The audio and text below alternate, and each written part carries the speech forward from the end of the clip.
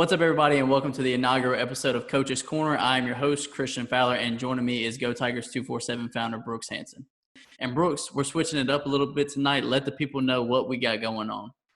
Man, we got a legendary lineup of coaches across the board, all the way from the head coaching ranks in NCAA all the way down to high school, all equal, equivalent, all at different phases of the game, all with varying perspectives on the state of college and high school basketball. So we just kind of wanted to have kind of a coaches roundtable tonight, get thoughts and perspectives from different backgrounds and different perspectives. So first, we have Damon Stoudamire, head coach at Pacific University. We got Preston Laird, who's an assistant coach at UALR over in Little Rock. We got Trey Draper, who's an assistant coach down at IMG. Then we got Bubba Luckett, who's just a longtime legend in the city of Memphis, a head coach over at CBHS High School. So welcome, guys. Thank y'all for taking your time and joining us tonight. All right, guys. So like I said before, each and every one of you has different perspectives on the game of basketball because you have varying, backgrounds. You've played at different levels. You've coached at different levels. But every single one of you, one of the things that I thought was interesting about putting this lineup together was every single one of you has ties to the city of Memphis and the University of Memphis. So in all of this, I'm not asking you to comment directly on the current state of anything with the University of Memphis. But I do think that your background with the city, with the university, does come into play here. So, we're in a time where controversy is an all-time high with the NCAA, with, the name, image, likeness, with the FBI pay-for-play scandal, with the one-time transfer waiver eligibility legislation that's, looking to be passed. We're also in the midst of unprecedented times with a global pandemic with COVID-19. So each and every one of you guys as coaches is going through that together. Your athletic departments, whether it be college, high school, prep school, you're all going through that. It's impacting every single one of your jobs, the way that you run your program. So I want to start with you, Damon. In your opinion, in the midst of this crisis, what is the biggest hurdle, the biggest thing that is facing the NCAA and the coaching community at your level? I think with the NCAA is how do they go about trying to get things back? That's to me the whole thing. I think to me personally, it hasn't just came out and been said. I think only one person referenced it the way it needed to be referenced, and that was Bruce Pearl. If they don't figure out a way to play football, you can scrap anything else they got to do with collegiate sports, period. Like, there's nothing to talk about. So I think that, right now everybody's trying to figure things out there. Out here in California, for instance,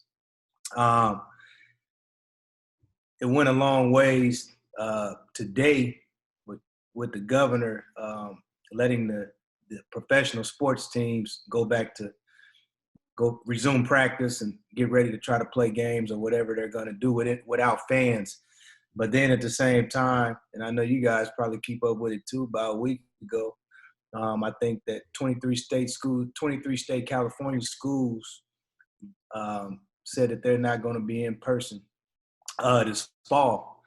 And, nobody really knows what that means, so I think that, one of the things for me as I sit back, I just try to not even worry about what I don't even know and try to control the controllables because it seems like it's something new every day. I'm on the phone. I'm on calls with my AD, with the president, with the board of regents, things of that nature. We're trying to all figure it out, and it's something new every day, and we're learning on the run. I'm in a very unique situation being at a private school, though. So, without even saying, it is important for us to have people walking through those doors. We need in-person class. We don't need online classes because we're a school that only has about 6,000 people. Interested to see how that goes. So from that standpoint, the difference is for maybe people that don't understand the difference. private and state, you're looking at, I'll use myself as an example. When I was at undergrad Arizona, first day of class, I walk into psychology one-on-one. It's like 300 people. You know, if you walk into a psychology class at Pacific, it might be 11 people.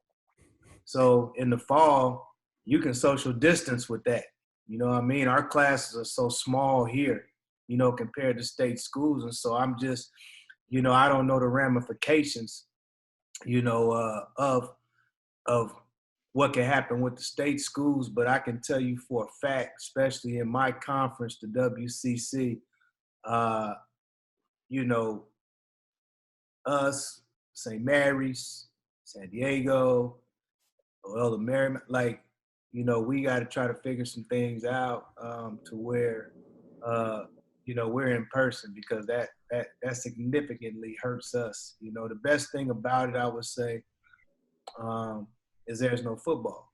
But from a player standpoint, I think that our guys, you know, it was hard on the initial, because what happened is you basically had a 48-hour. We had a 48-hour turnaround, right? So I won't forget it. We're trying to figure out what we're gonna do postseason play. Our conference tournament is a week earlier than everybody else's. So we lose. We got a week to wait for everybody else. And then on, I think that Wednesday, you know, Gobert, gets the corona. And then once the NBA shuts down, I'm like, everything's shutting down. It's over. Like, you know, once that happened, I was like, man, it's over. So that was, our last game was February 7th. So then we had, once they announced that everything was done, it was said and done, then probably on that Monday, I'm on a conference call, and basically they say, we want all the students off campus. Anybody lives on campus, dorm, we want them out by Wednesday. So we had to help all these guys get out by Wednesday, get home. Fortunately enough, we were able to do that. So all the players are at home. And, you know, right now it's crazy because, you know, you don't really know what to do. You're keeping up with them. You're trying to figure out. But it's a lot of I'm telling you guys, as a head coach, like when I was an assistant, it was way different. It was easy. You call, you blow the breeze with guys and all that. But, you know, right now, man, you know, it's business. Like, you can't stop recruiting. Like, dudes is at home, you know. And when you at home, anything can happen. It's a lot of interference. It's a lot of different things going on. You don't know what type of information they getting, man. Guys is transferring left and right, man. You got to be on point with this thing right now. So, you know, I try to stay in tune with guys as much as I can. They, you know, we just finished up school. Some of the guys are in summer school right now, online. So, you know, I gotta, you know, make sure that they doing the right thing there. But it never really stops. And you can tell that you're a good media head coach, because you took one question and you turned it into a narrative that fit what you wanted to say for multiple minutes. That's impressive, Damon. Preston, did you hear that Damon said your job right now is easy? Did you hear that? He said that. Bubba, I have a question for you, directly to you, on the opposite end of the spectrum, down to the high school student athlete. What's the biggest impact that the COVID-19 safer at home order has had on your student athletes and your ability to prepare them for next season, for, you know, trying to take their recruitment to the next level, but also just like trying to teach them how to become, you know, young men off the floor that colleges want to recruit? Right. Well, I have had the experience of, because I have classes to teach in the morning too, I've been teaching online since we came back from the state tournament. We were fortunate enough to get the state tournament in because it's a week before the public schools go. And we actually got beat in the Final Four against the eventual state champion. And when we came back, this was when all this hit. So we were on spring break and never went back to school. What we really missed is the relationships with the guys, including the classes that I teach. Fortunately, I had a lot of those guys in the third quarter, missed I would never have enjoyed teaching online without the face-to-face and relationships. But we've been keeping up with our guys on the team virtually, just like we are right now. Our strength and conditioning coach has given them things to do. In Memphis today, we found out that we're moving into phase 2, which is going to allow gyms to open. I saw on the news last night where the Grizzlies are getting ready to come back, and each player is going to have his own basket and ball. We've got some protocol we're going to have to follow from what I was told today from our athletic director. Our guys are not going to be allowed to go to the locker room. No water fountain use. If you have to have your own water bottle. We're going to be able to bring in a handful of guys at a time, wash the balls down when they leave. But the only thing they can do is skill development type stuff. And Damon is the only guy that's even close to my age. Skill development is a big thing. I understand that, and it is part of developing a player. But I've always believed that the best way to improve is to play. Get up and down the floor and play, whether it's 3-on-3 or 5-on-5. And I don't know if we're going to be able to do any of that. And I really feel bad for our seniors who it looks like AAU basketball is going to be out. I've talked to a couple of people here in Memphis, Ernie Kuiper and a couple others. I've got a really good player that's a sophomore. Fortunately, he's not a junior, but he's a 5-star prospect, I think. And these guys are going to be out of the opportunity to have some exposure. They're going to have to rely a little bit more on their high school experience, it looks like, because according to Ernie, they're pretty much shutting down AAU stuff. I think the NCAA is trying to come up with a date late, maybe in August, where the guys can get together and play, is what he told me. I don't know. You know, like Damon said, all this stuff could change from day to day.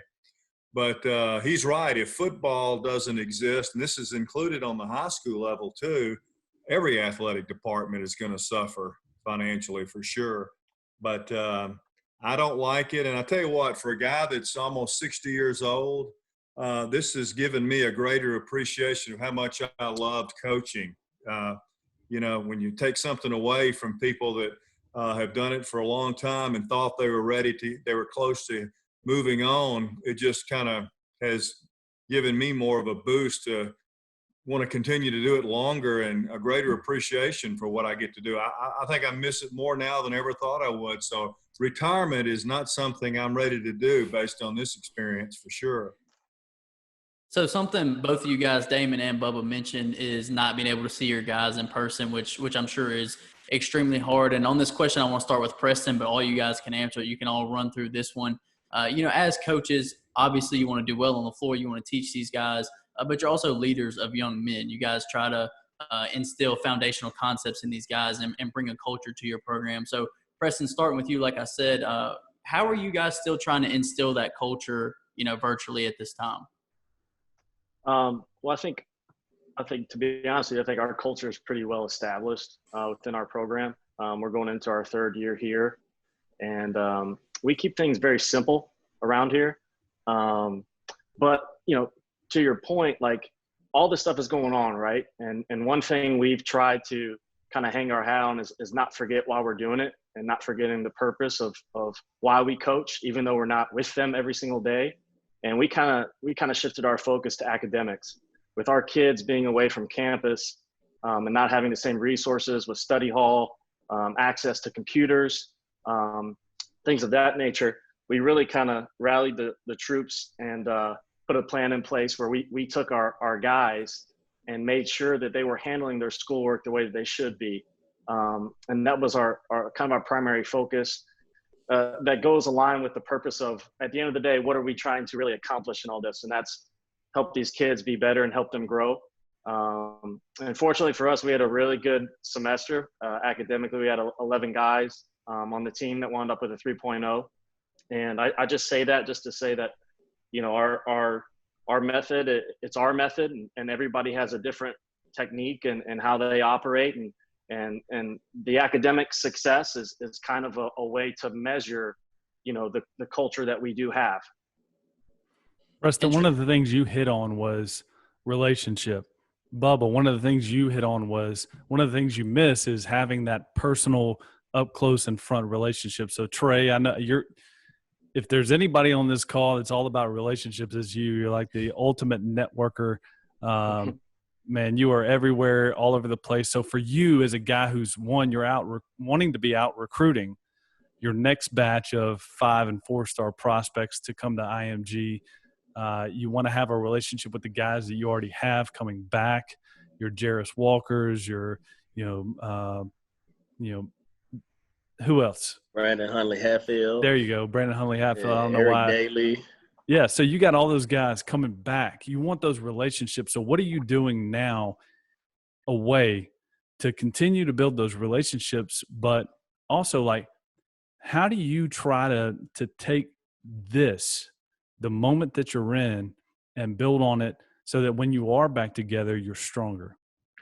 I think the saying, stay ready so you never have to get ready is something that I've been doing right now. I've always been invested in our young men, from day one. And I think that's kind of laid the foundation of where we are now. It's always been, if I text you, if I call you, just answer the phone, just go call me back. You know what I mean? Because at this age, I was one of those that'll look at my phone and, see coach calling.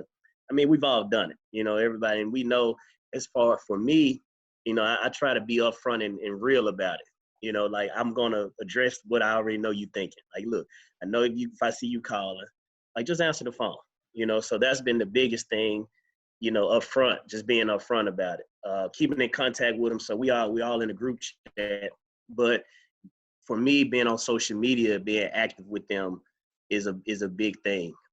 Seeing them post, may comment on it, because obviously right now they're posting highlights, they're bored, they're on Snapchat every day. So, and with my age, I try to keep it on the fine line of, coach and player, but it's still more of a mentorship, so I respond to everything that I see of them, because for us, it's a unique situation because a lot of parents may be questioning sending their child back to a prep school during a pandemic. So we have to reach out to them as much as possible. Like I said, like Coach said, at home, anything can happen, so we dealt with a situation of, schools that their home schools are still trying to recruit them to stay home or trying to get them to stay where they are. The AAU coaches want to keep their hands on them. So we got to try to continue to keep their relationship as basically re-recruiting you to enroll next year. So like the same struggle that Damon and Preston are going through with their same struggle because I think, and so recruiting is all about relationships. We were fortunate enough to pick up Jet Howard yesterday, which is Jawan Howard's son. But that all came from relationship. Jawan trusted us, he trusted myself, and that was a relationship that was built years ago. So now there comes a time where he has a son that's looking to transfer, that's looking for a new opportunity. And it's not like you're trying to ruffle up or rush somebody to trust you. He trusted us, he trusted myself from 2 or 3 years ago, and we're now in a position. So saying that to say, my relationship with Jet only came because of his relationship with Jarris. And Jarris was able to co-sign Coach Trey. So it all goes hand in hand.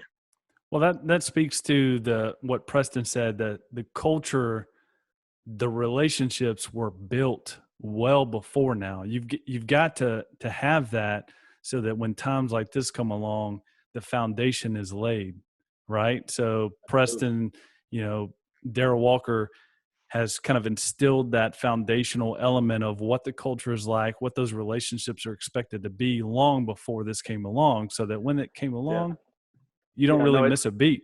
It's a major test.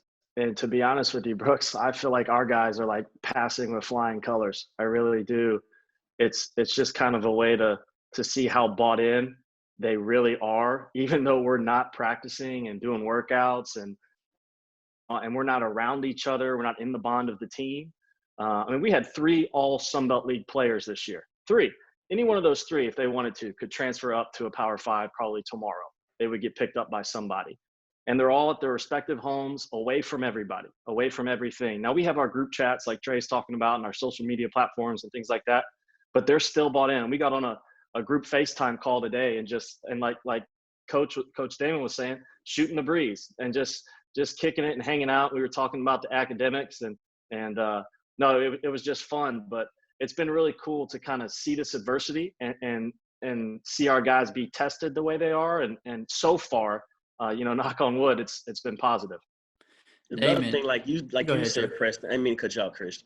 We use a platform called Coach Now, which is actually, it actually hit Sports Illustrated or SI, one of those the other day, where we're like, it's coming from up top with us to where it's like a virtual coaching. I mean, we've started like a virtual coaching where we have to do workouts, and our guys are, obviously being high school, they still respond. They're required to respond.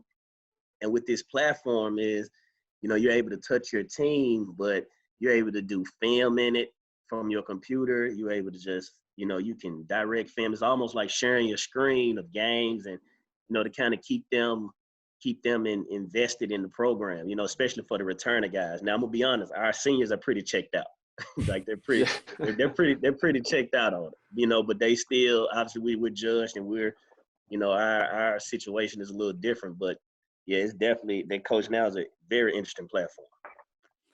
So Damon, we've heard Trey and Preston kind of talk about what they've been doing as assistants. For you as a head coach, what do you have your assistants doing as far as recruiting in this time, and then also talking to your current roster and keeping those guys engaged?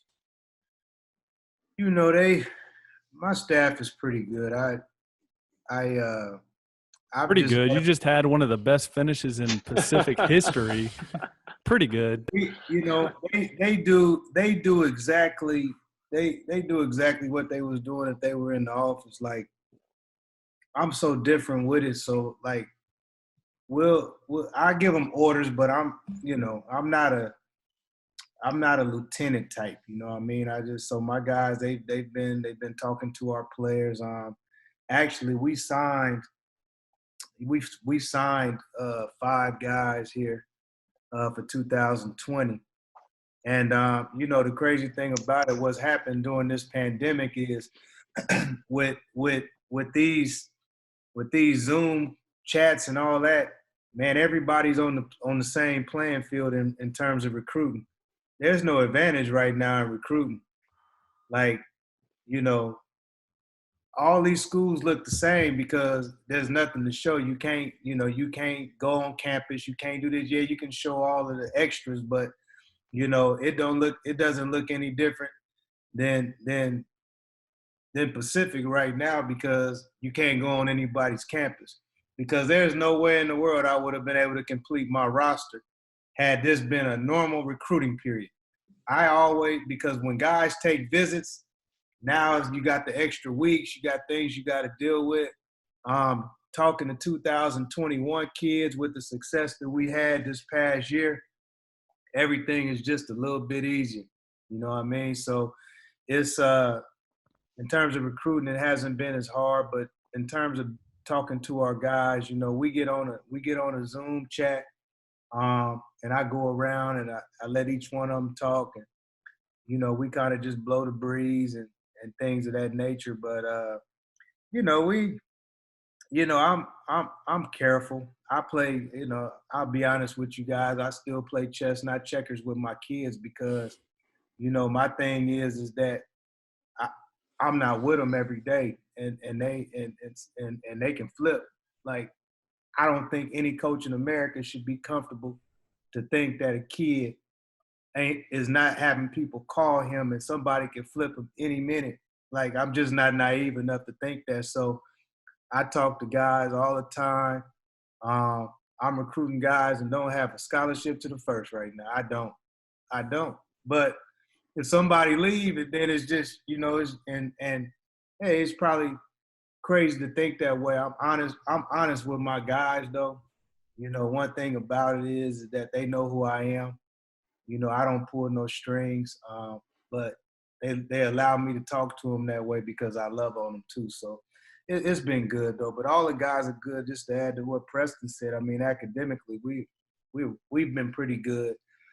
You know, we got a really hard school in terms of academics, and you know, everybody came back, passed their classes with flying colors, and you know, it's just now, honestly, I finally talked to him about basketball again. I haven't even talked to him about basketball.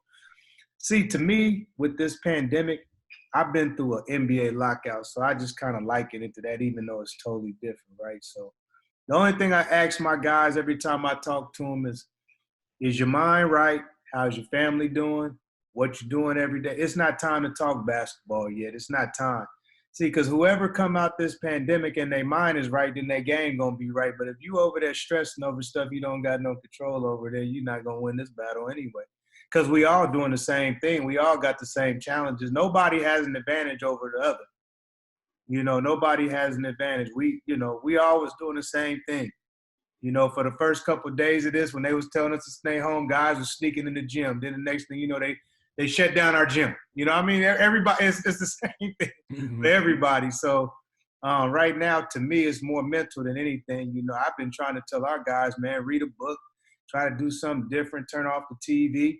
For me, I haven't even really been watching TV. I had to get away from basketball for a while. It was a long year. Like, you got to get away from this stuff. Like, I believe in all that stuff. I don't believe in all grind till you know, you don't have to do that to be successful. What you have to do is you got to keep your mind right. That's what you got to do. So I think that's a great point too. Just to piggyback real quick, kind of what Coach Luckett was talking about earlier when he's talking about how he's kind of gained perspective over being older and been around a long time, and this has kind of rejuvenated him and lit a fire on him. Like, he's ready to come back and coach. You know, that's exactly what Dame's talking about right there, except he's talking about it from a player's perspective. Yeah, I mean, Preston, you kind of segued perfectly for me. Preston, what year were you born? 90. Trey Draper, what year were you born? 92. All right, so between 1990, 1992, and 2020, where we are right now, Bubba, I mean, you've seen massive changes between that time when you started as a head coach at Christian Brothers and now. What's the difference between the student athlete that you saw in 1990 when Preston was born and 2020? What's the biggest difference? Well, I don't know if Preston, when he was in high school, Preston, I know you went to White Station and Germantown. Which one? Did you finish at Germantown? Yeah, I finished at Germantown, okay. Coach. Did you guys have a strength and conditioning program? We did not. Okay. I didn't think Coach so. Patino, I was there to Tippett and Patino. They did like a little stuff, but nothing structured really, no. I think that's a major difference from the time I started coaching. Even when I was in college at Memphis, we didn't do anything in the weight room ever. And that's become a major part of players today. I mean, we actually lift twice a week during the season and all year long. So I think the players today are probably more athletic because of that. They're stronger. You know, watching the Last Dance and all. Think about how the NBA changed over the years with Detroit, and then they kind of give you the impression, and I think there's a lot of truth to it, how much more physical the game used to be than it may be today, and that's kind of true in high school too. I think when I think back about when I first started coaching, it was a little bit more physical, even on the high school level. So those are some of the major differences that I've noticed since I first started. In our league, the scouting is really good. I think coaches, when I first got started, just showed up and if they had better players, they expected to win the game. If not, they may have struggled. But I think there's more coaches in town now that actually win some games because they spend some time outside of just their team and they know what to expect with their next opponent. So I know that's true in our league. We've got guys that average 15 to 20 points a game until we get into league play, and then it drops down 5 or 7 points. So that's a big change from when I started coaching, I think, too. And then Damon, I think Bubba kind of led us right off that question perfectly. When you think about when you came into the league, and Bubba mentioned how much more physical it was in the late 80s, early 90s, even into the 2000s, and you look at it now, we're kind of living the age of ISO ball, not as much team basketball nowadays. So when you see those guys come out of high school, do you find it hard to break those habits of the ISO ball and the superstars compared to guys back in your day when it was more technical and more team ball? And I assume, and Christian, you're talking about from college perspective, from a guy coming from high school. From a guy coming from high school, right? You know, it's crazy because I'm gonna give you two schools of thoughts. Being at Memphis and being at Arizona as an assistant, to me, two high major schools.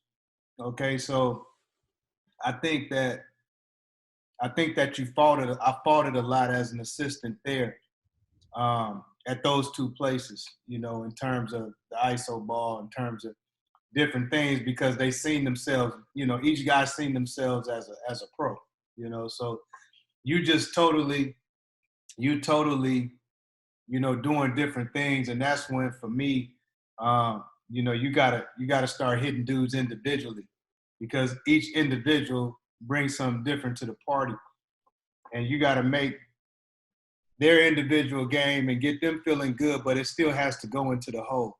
And that's what, and that for me, when I was an assistant at Arizona and at Memphis, was like the challenge to help my head coaches be able to kind of ball up all this talent, you know, and make it work together, because sometimes it don't always mesh, you know what I mean? Now being here at Pacific, you don't have that same problem, you know. You know, the thing about it is that I try to find guys, and for the most part, I have guys that got chips on their shoulders and they have something to prove as players. So they're sponges. They're listening. They're doing all the things that you need them to do.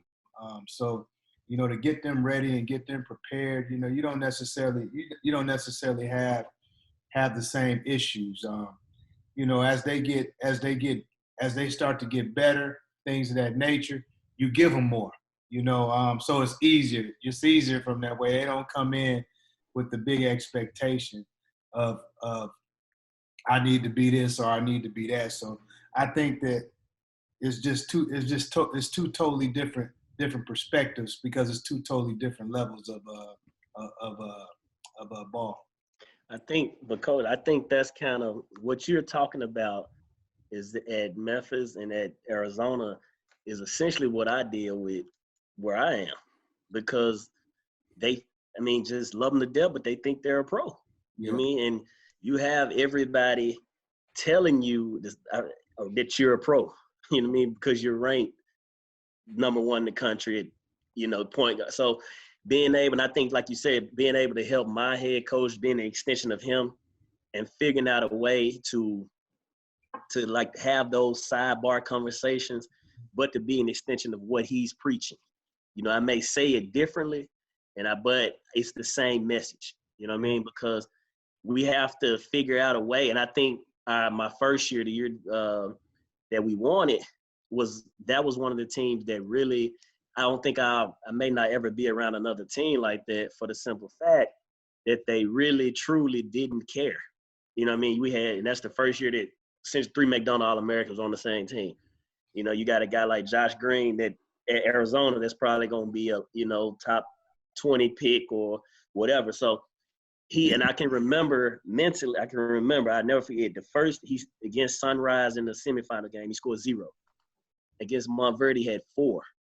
And I went to him, and because Coach was asking me, Coach said, "Yo, Trey, what we going to do about Josh?" I said, "I really don't know," because he was known for, he may be in his feet, like, you just don't know. And I went to him and I asked him, I said, "Yo, how you feel? Like, you all right?" He was like, "Coach, I'm good. I'm trying to win the national championship." And it was probably the most shocking thing at the time, because, like I said, he's the number 1 shooting guard in the country. He was ranked number 5 in the nation. You know, he was projected it was just, he had all the accolades. And so at that point, once we figured out that, you know, once we got a guy like that with those accolades, who was our lead scorer, he was averaging 20 a game. And he, you know, in the national tournament, he was averaging 5. I think that was more of a, you know, dealing with trying to put all those quote unquote 5 stars in a bucket and make them mesh. Hey, He was Brooks, a national champion. can I make a comment real quick? You got to have a little luck on your side, Preston. Let me say this real quick. Let me yeah, say Bubba, this. go. I Oh, go want to ahead, say Bro. this real quick. One of the things that's the biggest difference of all is something that's not even on the basketball court, and that's social media. I think that the social media part of the younger guys today certainly didn't exist early on, and you're labeling, you know, guys at 5-star, 4-star. I played with a guy at Memphis named Keith Lee that no one even hardly knew about. He didn't go to any camps in the summertime. If you didn't go to a West Memphis high school basketball game, you didn't know who Keith Lee was, and he was an All-American. These guys are told in the 7th and 8th grade they're future NBA players now. And, you know, I think that's a big thing. There were, to my knowledge, there weren't any prep schools back at that time that were involved in the Peach Jam and the things now that they have in the summer for the opportunity for these guys to get the exposure necessary. These are all major changes from even the 90s. Did some of these that exist in the 90s? I don't know when it all started, to be honest with you. No, camps did, but some of the like larger Oak Hill been around for a minute. Yeah, Oak Hill's been around. Yeah, Some of the old school camps, like the ABCD camp, some of the old school camps, the 5-star camp have been around. Yeah. But Nike Peach Jam is definitely not the UAA association. That whole thing, the Gauntlet has not been around. None of this has been around since 1990. It's been a relatively new, kind of invention within the last decade or so. I tell you what, that social media is something else. But I'm gonna add the Trey story. So when I was at Arizona, okay, we that 2 years I was at Arizona, I think we were 67 or 68 in about 4. I don't think we lost, maybe 4 or 5 games. 2 really good teams, and like people don't understand. Like when you win, it's hard, man. Like it's really hard. Like when you got dudes, you got first rounders. Because we had several of them. We had several guys get drafted, but the most valuable player on our team to me both years was T.J. McConnell. T.J. McConnell is the best leader I've ever been around in college, and that's why he's in the pros. Because he's a leader. And one of those years we had a guy that just he wasn't bought in. He wasn't bought in. He just wasn't bought in. He wasn't bought in. He wasn't buying into what was going on. He just wasn't doing it. And his performance wasn't right neither. But you just couldn't tell him nothing. He just wasn't bought in, because it's hard to tell him something that we had 4 or 5 first-round picks within them 2 years that I was there. So he wasn't going nowhere in those mocks. He still got drafted first round. But for Arizona, for us, we was winning. But we could have went to the next level if he was right, but he just wasn't right. And so the players would always come walk by us as staff, and y'all not going to say nothing to him. And then one day I just got tired. So I told teacher, I said, look, man, this y'all's team.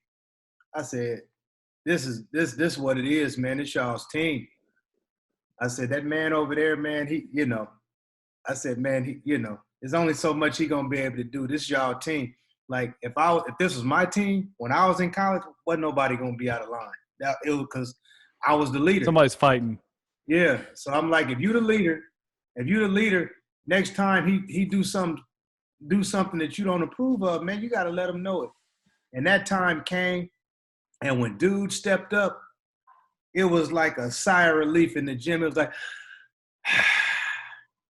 that player bought in, and man, we went on another run. We went on another run, and it was just like, I told you, man, like it's so hard when you got. Listen, you can be a 4-star, 5-star guy, and that don't mean you a leader. That just means you got some accolades behind your name. Thanks. A leader doesn't have to be the best player on the team. a leader got to be a leader of the team is somebody that's going to come every day and do the right thing both on and off the floor. That's what he exemplifies. A leader doesn't have to be your best player. Do you want your best player to be the leader? No question. But your leader doesn't have to be your best player. It just has to be someone that's willing to get in somebody's face because it's hard. It's not easy. And it's funny that you say that, Coach, because it was a similar story like that with us. The kid, he wasn't our best player, but he was our captain, Mikael Brown-Jones, who signed to VCU. He was the only kid I've never seen call out everybody on the team. Like he called out on the national championship, and we had him for a year, but he post-grad. And he was like the seventh man. No doubt he's good. You know, he was ranked, you know, but he was the MVP. And he got the MVP of our team that year. And the thing of that was so similar to your story is when Coach gave him the MVP trophy, nobody on the team complained. And everybody felt like that he deserved it. Yeah, no, that's you know, that was McConnell. Like I just never seen I never seen a dude like that before. And we had some dudes on that team. I just never seen a dude like him before. He won everything in practice. He 1-on-1, 2-on-2, give him 4 walk-ons in practice. They was winning. It didn't matter. Like dude was just, and when he did that, it totally became his team. Like he was our unquestioned leader. Everybody knew who the leader of our Arizona teams was when I was there, and it was TJ McConnell. I feel like what y'all are talking about is almost contagious. Like leadership is contagious, character is contagious. Preston, one of the things I've heard you say before is you just want to in every situation, in the face of adversity, you want to have a mantra of you are doing the right thing. You want your players to do the right thing. So one of the thoughts that I had was, so Damon, from you all the way down to the high school level, what does it look like for an assistant coach, like Trey said, to be an extension of you as a head coach? Bubba, for your assistants to be an extension of you as a head coach. Preston, for you to be an extension of Darryl Walker. What does that mean? Damon, what is a non-negotiable for you, for your assistants? What are those character, assets that you're looking for that are non-negotiable, that are contagious to your team, to your players, to the people around the program? I mean, like, I really, for the staff, I just got a couple things. Like, it's number one is trust. Like, I got to have blind trust with my staff. Like, you can talk to me. Like, you can tell me if you think I'm wrong. I'm good on all of that because I don't know it all. I don't know it all. Like, I don't. I worked under people that, they allowed their assistants to coach. Like, and that was fun because if you don't allow your assistants to coach, then they're not going to be engaged. They won't be engaged, man. Like, it's only so much walking up the sideline, standing, watching, listening to the head coach talk. Like, nobody, if an assistant is doing that all the time, he might not say it, but he's going home and he's mad. That's facts. Like, you got to be allowed to coach, say something. But more importantly, I want my guys to get out there on the floor. I want them to be able to do different things. It's funny because Trey and Preston, when I was at Memphis, obviously they was on the team. So they both would do the same thing at times. Like if something didn't look right from an assistant coach, like the first thing they do is, Coach, man, what's going on? You know what I mean? I'm cutting it out. You know what I mean? Like, it's you want your coaches to be on point, but I want to give my coaches a platform to do whatever it is they need to do. Like trust is big. The second thing is, man, you got to have some energy. Like, you got to have some energy. Don't come to practice. Don't come to practice. Not being engaged in what we doing. Jump out there. I don't care. Jump out there. Do what you got to do. I try to delegate a lot, to keep that energy flowing because that flows into the trust. So like I said, I let somebody do the defense and I have a guy that does offense with me. But, I just think that I've become so comfortable in my 4th year as head coach. My 1st year as head coach, I'm not going to lie, I was probably like anybody that had a job for the first time. I was trying to do everything, and I was killing myself. And I was like, it's not going to work this way. You can't do it. Like, this is why you got all these people. And truth be told, like, it's at a point now this year, there was on 2 occasions where I told my staff, we had a staff meeting. I said, look, man, I'm not going to practice today. I'm just going to stay in the office, man. They don't want to hear my voice today. They don't want to hear me talk. They don't want to hear me talk. Like, sometimes it's like that. They don't want to hear me talk.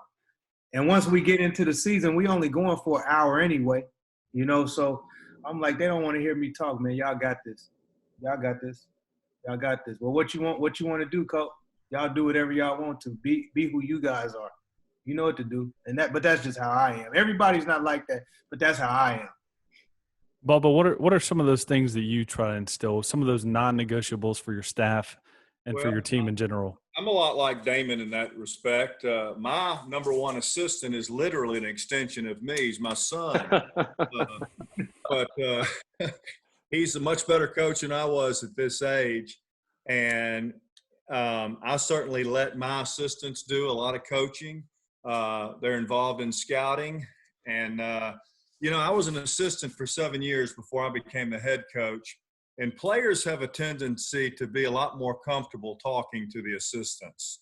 I used to think that it's not just youth. It's because there's something about being the person that makes the decisions that gives them some hesitation to go to them. And, I'm a personable guy, but I think that I'm older now and they're more comfortable talking to the younger assistants, which is fine with me.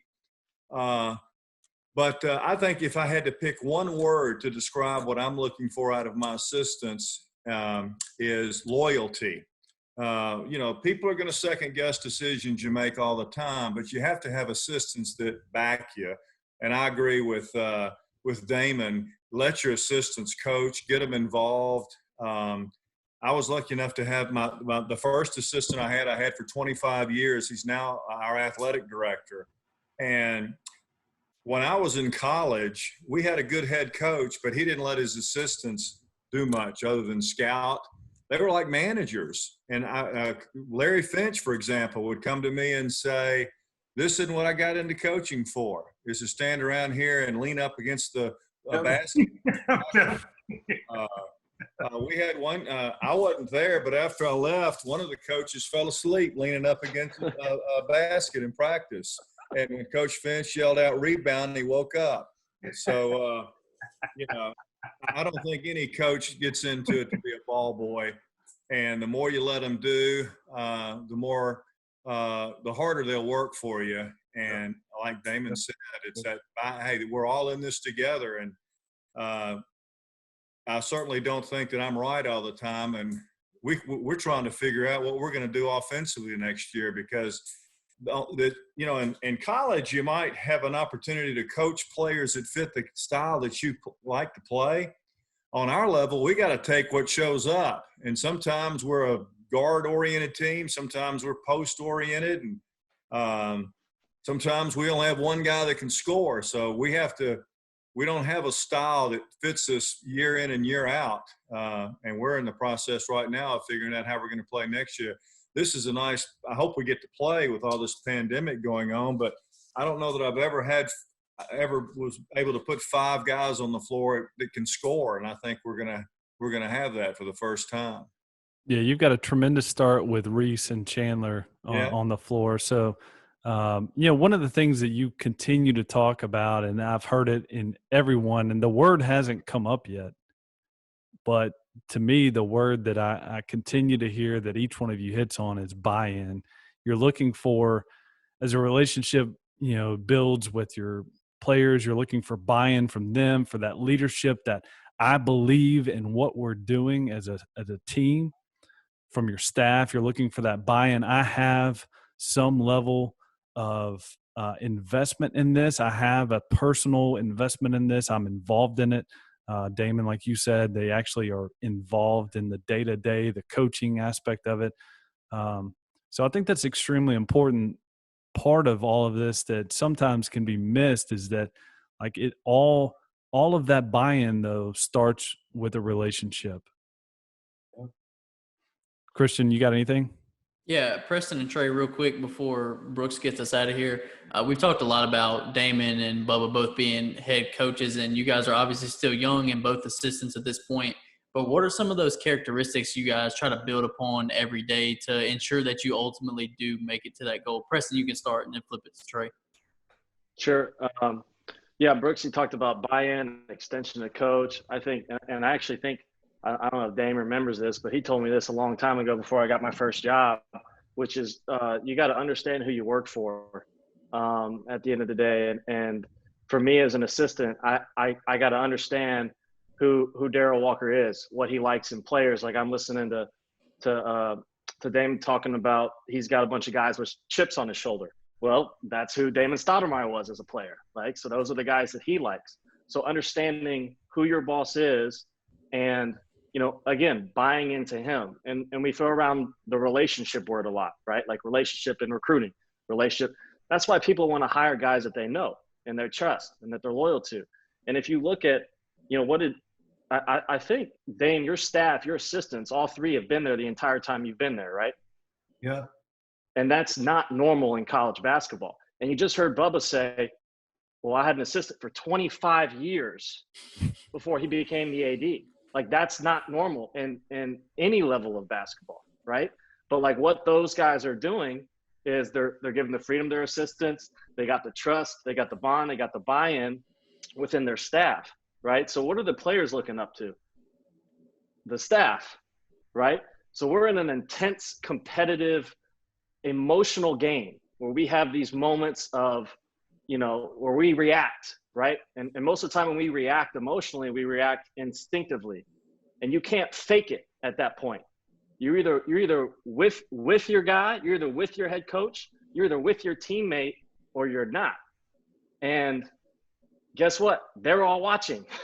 So when you get that moment and you're truly bought in and you have that trust and you have that loyalty, that's when you're able to take that next step. The same thing that TJ McConnell did with that player that needed to get checked. And everybody it was just a sigh of relief. You know, in that moment, everybody trusted TJ. Even the player trusted TJ, and everybody was bought in. So to answer your question, Christian, it's just understanding who I work for and understanding who I'm working with, and fitting in personally and professionally. Because in my opinion, there is no separation in this thing. I put my heart into this and real emotions into this. It's not professional emotions versus personal emotions. So, yeah. To piggyback off what Preston said, like knowing who you work for and knowing who you work with. For me, I've been fortunate enough to work for at 27. I think I'm 27 now. No, yeah, 27. At 27, I've worked for 3 different coaches. I worked for, and they all 3 have been totally different. I worked for Will Wade first when I was at Chattanooga for 2 years, who's now at LSU. I worked with Andre Turner, who's probably one of the most laid-back bosses that it didn't even feel like work because he trusted me so much. But that goes back to a relationship. He pretty much raised me. You know what I mean? I used to be at his house playing with his kids. And now for my coach now, Coach Sean McAloon.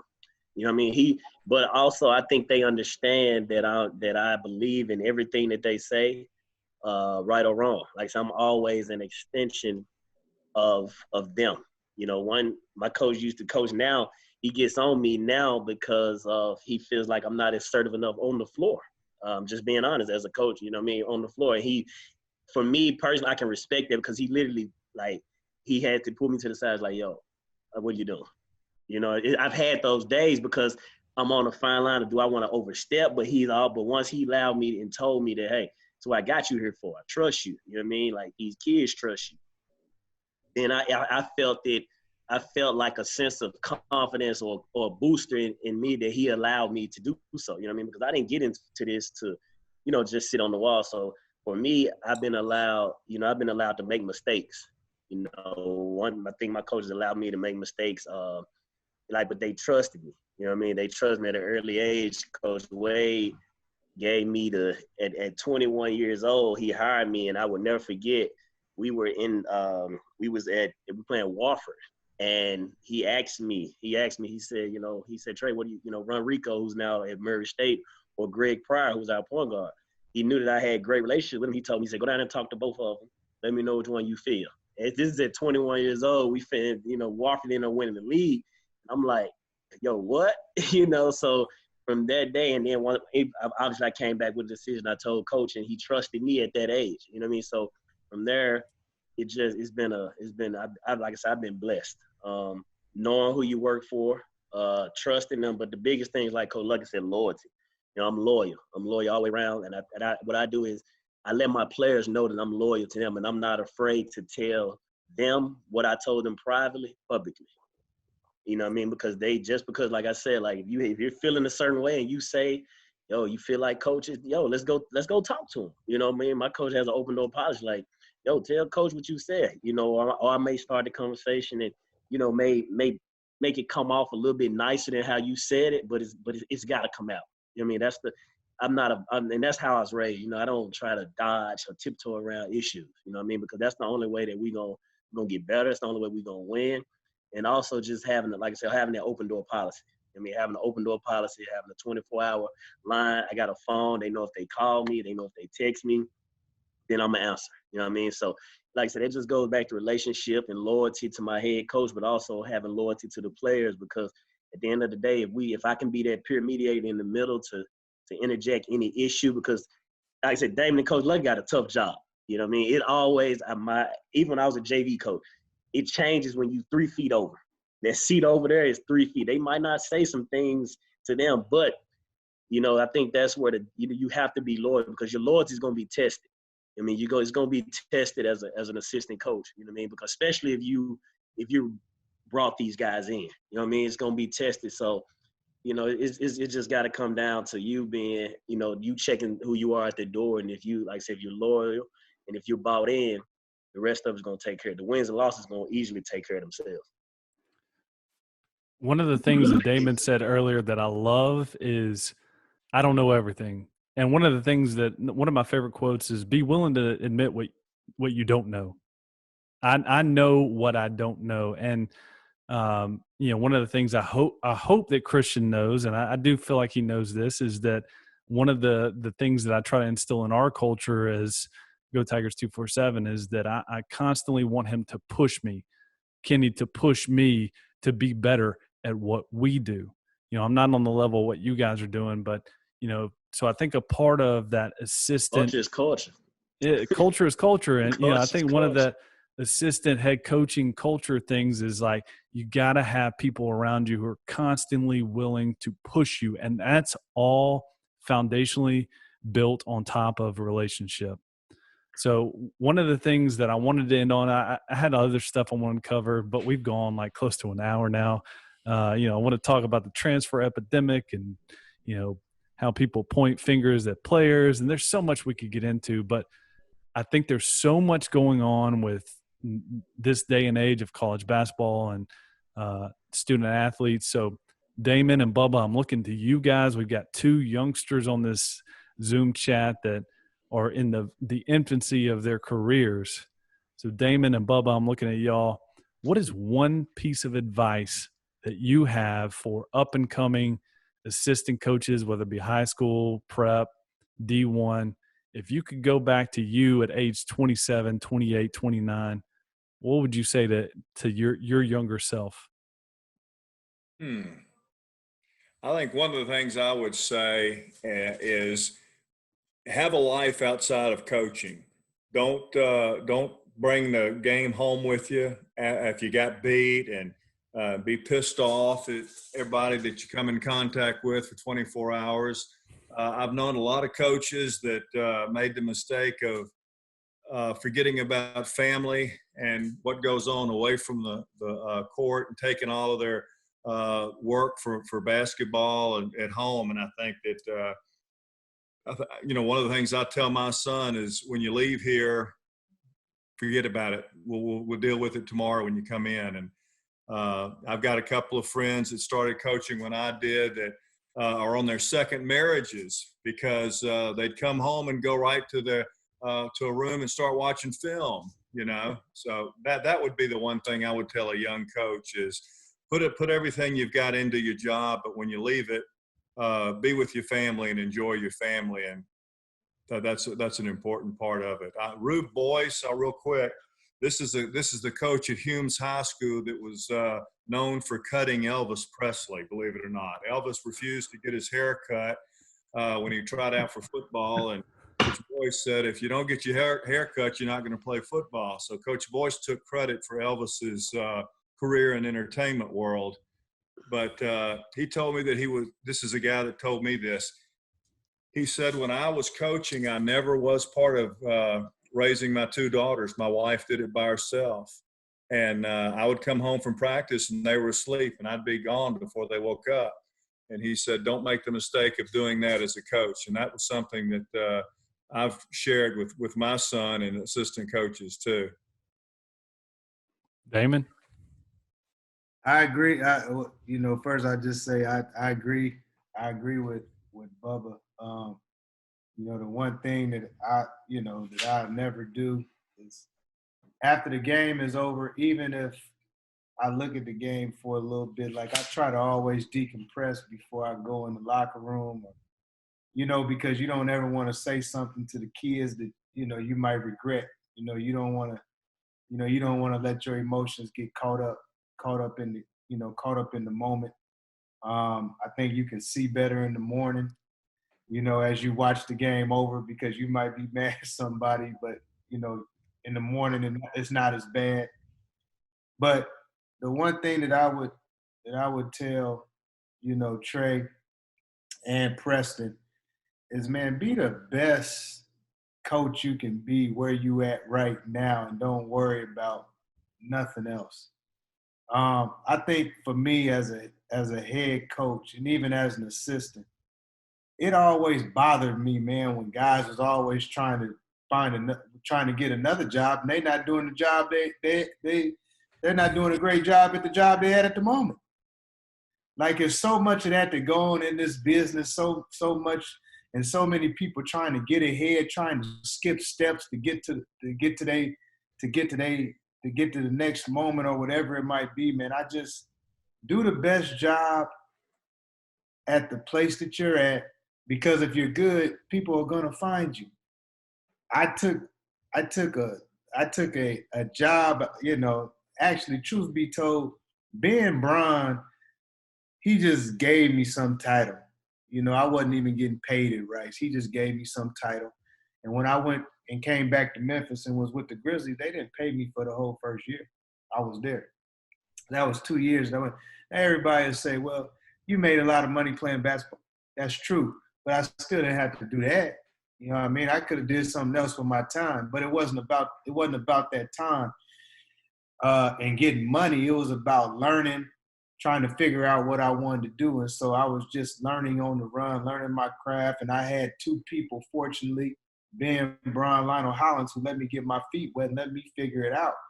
And then what I learned is, man, be the best you can be at the job you at. Don't go out there searching for all these other jobs. The first thing that happened, every time, I hate when certain things happen, because I just had somebody, call me, and I'm just using this as an example because I'm good friends with Kevin Keats.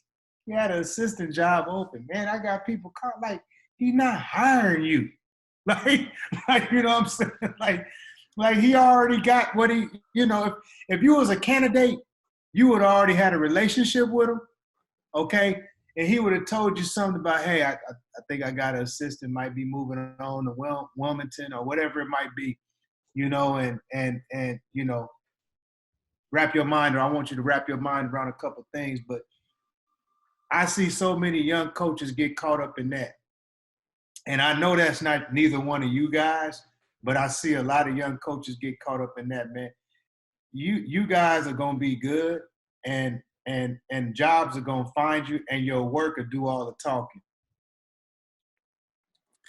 Thank you. Damon, one of the things that speaks to is just that willingness to buy into where you are, buy into that coach, right? So for Preston, it's a willingness to buy into Darryl Walker, where he is, what his vision is for that program. Trey, for you at IMG. So, man, this has been tremendous stuff. That's free game. It can't be bought. Yeah, I mean, that's free game there. So I know I speak for Preston. We definitely appreciate, damn, you've been a mentor to both of us. So Coach Luck, we definitely appreciate that advice as well. Well, to wrap up, before I turn the mic over to Christian to close us out with closing thoughts, does anybody have anything else to add to anything that we've talked about tonight, or anything else you just need to get off your chest? How much longer we got it? How much longer we gonna be in a pandemic? Man, I got an 8-year-old and a 4-year-old. I'm ready to get up out of this thing. Sounds like you got some stuff you need to get off your chest, Brooks. I'm not bought in right now. Yeah, I don't have an 8 and a 4-year-old, so hey, I can't. You need to do the best job where you're at, Brooks. I'm not bought I like that, Preston. Man, Kenny left us, so Kenny left us for a minute. Damon, one of the things that I've always appreciated about you is what you just said, that grind, that willingness to step down to Rice and then the Grizzlies. And you took an assistant job underneath Josh Passer, who was a walk-on at Arizona when you were a full scholarship player and a legend at Arizona. Then you went to Arizona as an assistant. You took kind of a mid-major job out in the WCC, and you've grinded your way up to where you are. So I think for Trey, for Preston, my takeaway is your story. It's that willingness to just put your head down, get better every day where you are, just do the work. And Bubba, you speak to that with your career. You're 30 years plus in Memphis as a head coach. It's just a grind every day, just being willing to put in that work. Yep. So any closing thoughts? Appreciate you, Christian. Brooks. Christian. Thanks. This is cool. You got anything else, Christian? No, I just want to tell everybody thank you guys.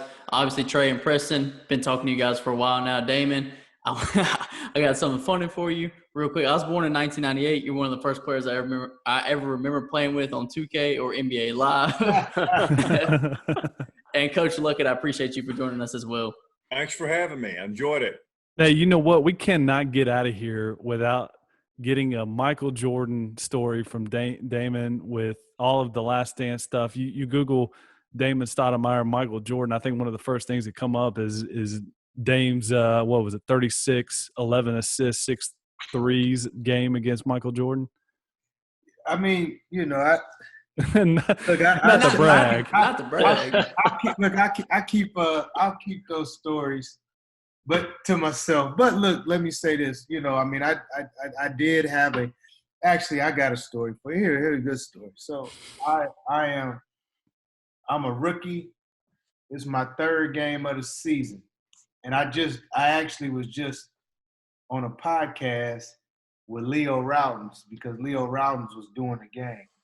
And so 3rd game of the season, my head coach is Brendan Malone. That's Michael Malone's father, head coach of the Denver Nuggets, who was one of the guys. He was one of the coaches during Detroit's back-to-back titles. And so we're playing in Chicago, United Center, and he's going over the board and, he's writing all this and that on the board, and then he erased the whole board. He just erased it. And he looks at me, he said, the first 3 plays, man, you going 1-4 flat. 1-4 flat. You going 1-4 flat on MJ. Because that was when MJ was playing point guard. I gotta ask you, Coach, how many of them how many buckets we get out of the 4 possession? It was 3 possessions. I was 2 for 2.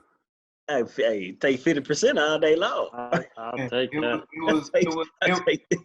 Hey, truth is, that was the game. That game right there. And this is true story, Preston, because D. Walker was assistant. Oh, was he? You asked D. Walker. I'm asking. And I had 22-10 that game, and it was such a confidence booster, man. Third game of the season, playing against the Chicago Bulls, and I was just like, damn, you know what I mean? I was like, okay, I do belong. So that was another level, next level for me, and I had a chance to be around him that summer. That same summer, I went on a Nike trip. It was we went to Japan, so we were in Japan for a week, and it was Mike, Charles, Jay Kidd, Michael Finley, and myself. And one thing about it, and I think that you all seen it in this The Last Dance. Probably the thing that I always took from him the most is, man, when it was time to perform, like, it was crazy because we out there doing clinics. And so he was like, bring it in. You know, we had on our little Nike, we doing clinics. He like, bring it in. Hoop? Yeah. He was like, what time is it? And I'm like, what are you in my head, I'm like, what are you talking about? Bring it in. He was like, and he gave us a spiel about, man, you know, it's our obligation to go out here to get these people what they paid for. You know what I mean? And that was really all his words. And he was dead serious. Like, there was he said that on The Last Dance. He was like, yo, if you paid to see me play, like, that's I was gonna give you your money's worth. Yeah.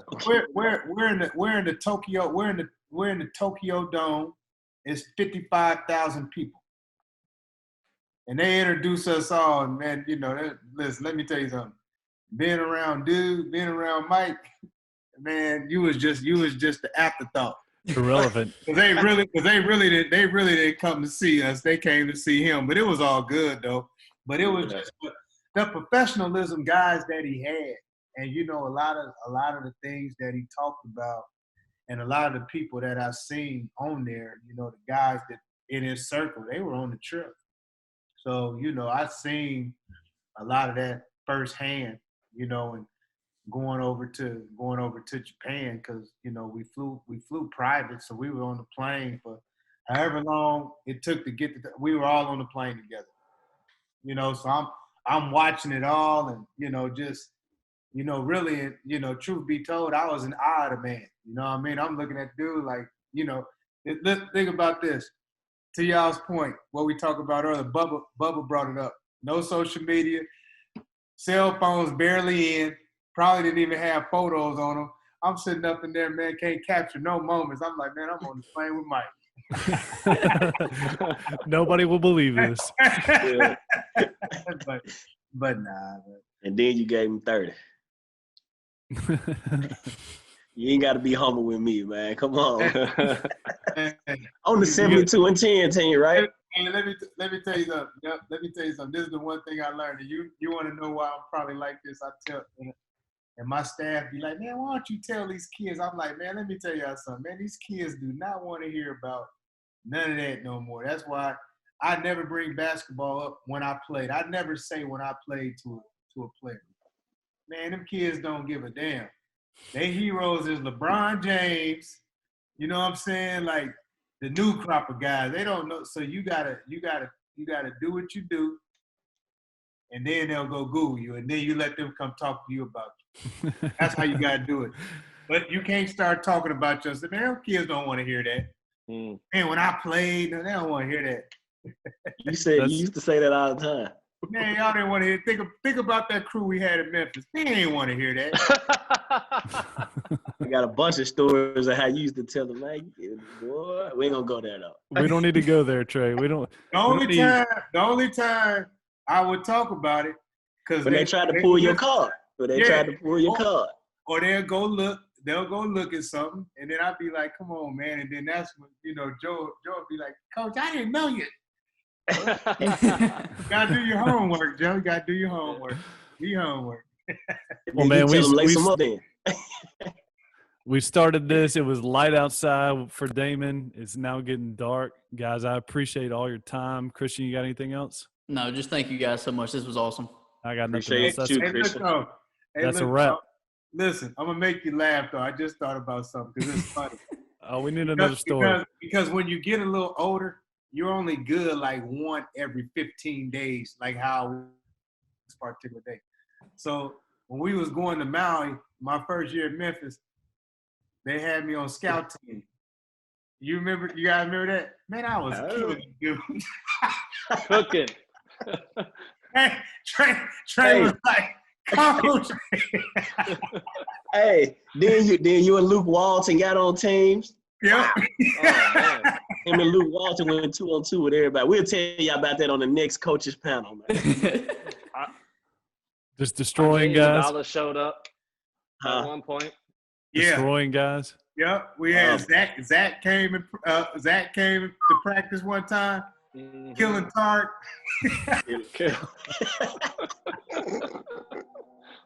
Hey man, appreciate y'all. All right, guys. This was a All right, blast. y'all. I appreciate y'all. That's a wrap.